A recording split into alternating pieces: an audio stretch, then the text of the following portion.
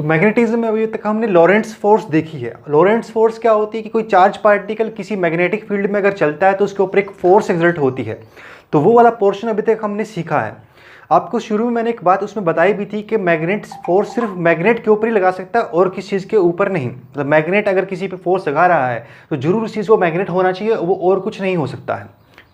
Clear point, ये बताया था मैंने आपको पहले। अब देखो इसको आगे बढ़ते हैं इसके बारे में ही। तो और मैग्नेट फोर्स हमारे लगा देता है किसी चार्ज पार्टिकल पे भी और किसी करंट कैरिंग वायर पे भी। तो इसका मतलब करंट कैरिंग वायर जरूर एक मैग्नेट की तरह बिहेव करती है, यानी करंट कैरिंग वायर जरूर अपने आसपास मैग्नेटिक फील्ड प्रोड्यूस करती होगी।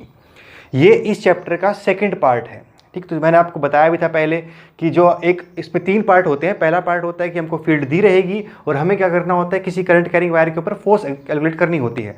दूसरा पार्ट क्या होता है कि हमको करंट कैरिंग वायर दी होगी, वो खुद कितनी फील्ड प्रोड्यूस कर रही है वो कैलकुलेट करना है।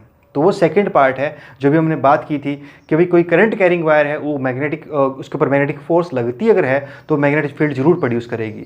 तो वो सेकंड पार्ट अभी हम शुरू कर रहे हैं। तो एक करंट कैरिंग वायर के ऊपर मैग्नेटिक फोर्स एक्सर्ट हुई, यानी वो एक मैग्नेट हुआ, तो उसने अपने आसपास एक मैग्नेटिक फील्ड बनाई। अब सवाल है कितनी बनाई, कैलकुलेट किया गया तो वाकई में मिला भी ऐसा ही, उसने फील्ड बनाती है वो। लेकिन उसकी वैल्यू कैलकुलेट करें कैसे हम उस चीज़ को मैथमेटिकली यानी कॉपी पेन के साथ कैसे निकालें कि वो वैल्यू कितनी आएगी। तो उसके लिए इसमें 2 रूल होते हैं, एक बायोट-सैवर्ट्स लॉ होता है और एक एम्पेयर-सर्किटल लॉ होता है। ये ठीक वैसे वाला पोर्शन है हम इलेक्ट्रिक फील्ड निकालने के लिए यूज़ करते हैं। तो कोई चार्ज पार्टिकल होता है तो अपने आसपास वो एक इलेक्ट्रिक फील्ड प्रोड्यूस करता है। तो हमने वहाँ पर भी सीखा था फर्स्ट चैप्टर में कि कैसे वो इलेक्ट्रिक फील्ड निकलती है। बिल्कुल सेम तरीका है यहाँ पर भी।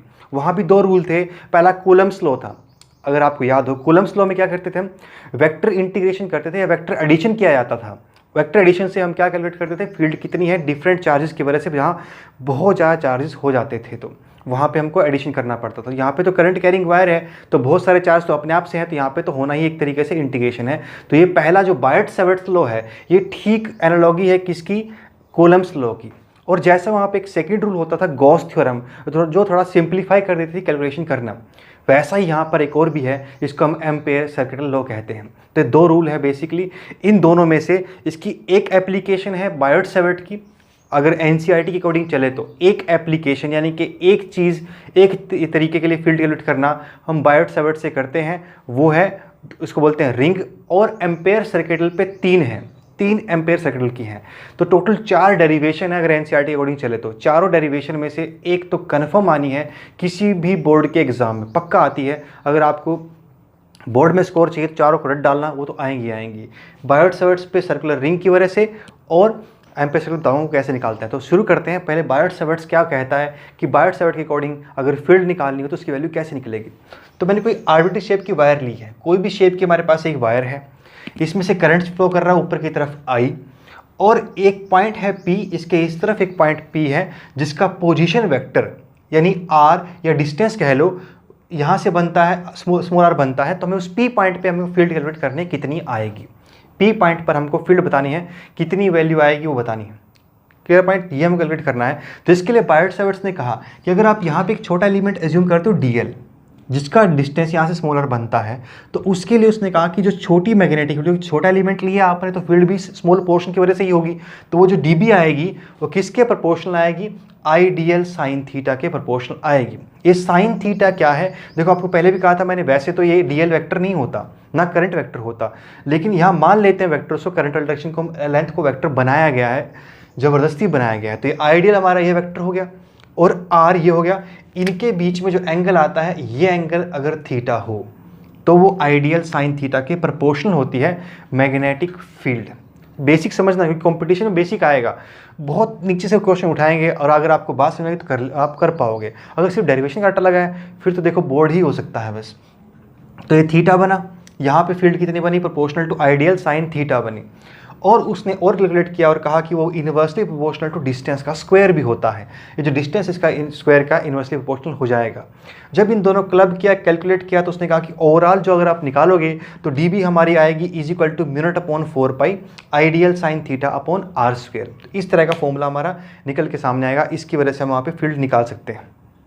इसमें μ/4π की वैल्यू 10⁻⁻7 होती है ऐसा यूनिट में, यानी सब चीज़ अगर ऐसे यूनिट में पुट करोगे तो 10⁻⁻7 आएगी, सिंपल μ/4π की वैल्यू।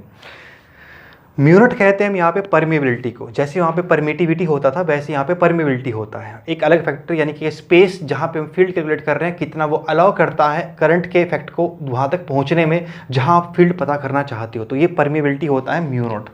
परमिएबिलिटी कहते हैं इसको, वो परमिटिविटी था, ये परमेबिलिटी होता है। जब मैग्नेटिज्म में मैटर करेंगे तो वहाँ पे और क्लियर करूँगा चीज़ क्या थी। अभी सिंपल समझो कोई कांस्टेंट है तो पूरा, अब देखो फील्ड तो हमारी वेक्टर होती है, तो अगर मैं इस चीज़ को करूँ तो मुझे ओवरऑल फील्ड डिले करना पड़ेगा, इंटेशन करनी पड़ेगी, तो इंटेशन मैं कर दूंगा तो हमारे को फील्ड की टोटल वैल्यू मिल जाएगी, यानी कि पूरे पे इंटेशन करने पे फील्ड वैल्यू मिल जाएगी। और फील्ड हमारी वेक्टर होती है। इस फॉर्मूले में कहीं से भी हमको डायरेक्शन नहीं मिल रही कि कहाँ पे आएगी, वो नहीं मिल रही ना। इस फॉर्मूले का अगर आप ध्यान से देखोगे हम सिर्फ मैग्नीट्यूड बता सकते हैं ऊपर वाले से, डायरेक्शन नहीं बता सकते। डायरेक्शन आपको कहा था कि जहाँ पे भी कहीं डायरेक्शन आएगी वहाँ कोई ना कोई वेक्टर प्रोडक्ट जरूर होगा। तो उसके लिए इन्होंने और स्टडी किया बायोट-सैवर्ट्स ने, और फाइनली एक रिजल्ट पे वो पहुँचे कि अगर इसका वेक्टर समेत डायरेक्शन समेत निकालना है, यानी कंप्लीट फील्ड वेक्टर निकालना है, तो वो होगा म्यूनिट आई DL क्रॉस R, यानी कि R के हाथ का क्रॉस प्रोडक्ट ले लो DL के साथ। अब देखो हमने एक एक्स्ट्रा R यहाँ पे इंड्यूस किया है, तो एक और एक्स्ट्रा नीचे भी आएगा, मतलब लिया है तो एक एक्स्ट्रा R नीचे भी आएगा। इससे नीचे क्या हो गया R³ और ऊपर क्या रह गया, खाली R रह गया, तो ये वेक्टर बना। ठीक, अब आप कह सकते हो कि DL क्रॉस R, यानी इस क्रॉस प्रोडक्ट का जो डायरेक्शन होगी वही फील्ड की डायरेक्शन होगी। अगर इसमें कैलकुलेट करके दिखाऊं मैं आपको, तो ये क्या होगा, हमारा DL कहाँ जा रहा है, ऊपर, तो राइट हैंड की फिंगर्स हम उसकी तरफ रखेंगे और कहाँ पे घुमाएंगे उनको, R की तरफ, स्मॉलेस्ट एंगल फॉलो करते हैं, और R हमारा इधर है, तो DL से R की तरफ जाओगे तो ऐसे बनेगा, तो DL से R की तरफ गए तो ये बनेगा इस तरफ।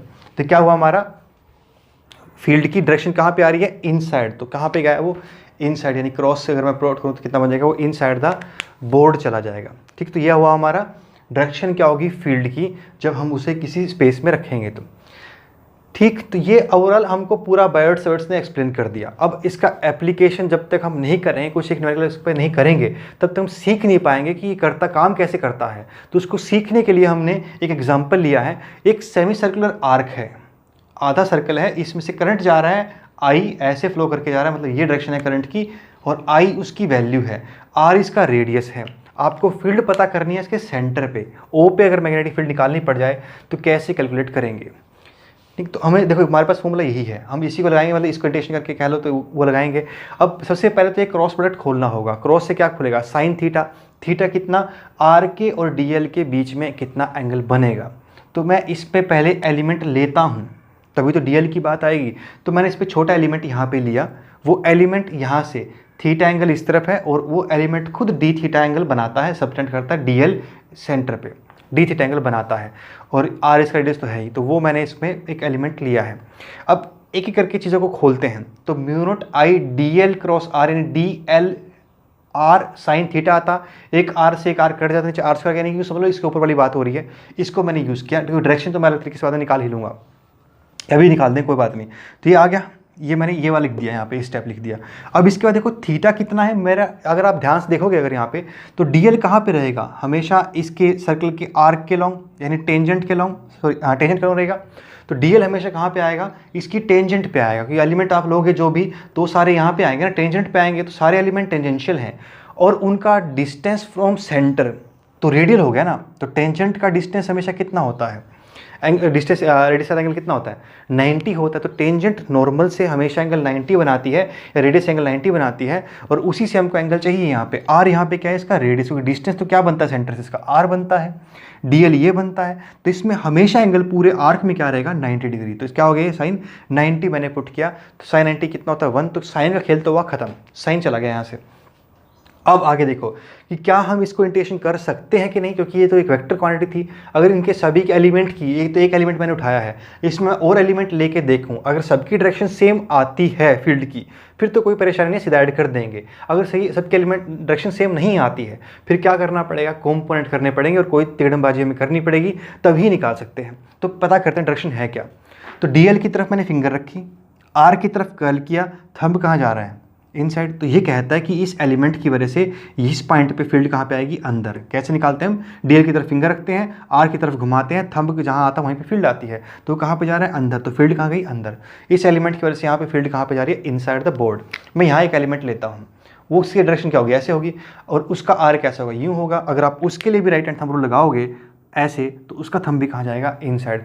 आप इसमें कोई भी एलिमेंट उठा के देखो, आपको पता चलेगा कि इस सर्कुलर आर्क में हर पॉइंट पे डायरेक्शन जो आ रही है फील्ड की वो इनसाइड द बोर्ड आ रही है।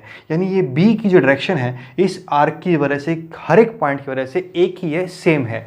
तो इसका डायरेक्शन वाला पार्ट काम नहीं करता, यानी कि हम इसको वेक्टर की वजह हटा करके सिंपल स्केलर की तरह इंटीग्रेशन कर सकते हैं। यानी सिंपल आंसर बोल सकते हैं कहाँ पे जाएगी, ये क्रॉस है मतलब इनसाइड द बोर्ड है, वो डायरेक्शन मिल गई, आगे सिंपल इंटीग्रेशन हो सकती है, कंपोनेंट करने की जरूरत नहीं है। नहीं तो हमें कंपोनेंट करने पड़ते अगर कहीं और ये होती तो।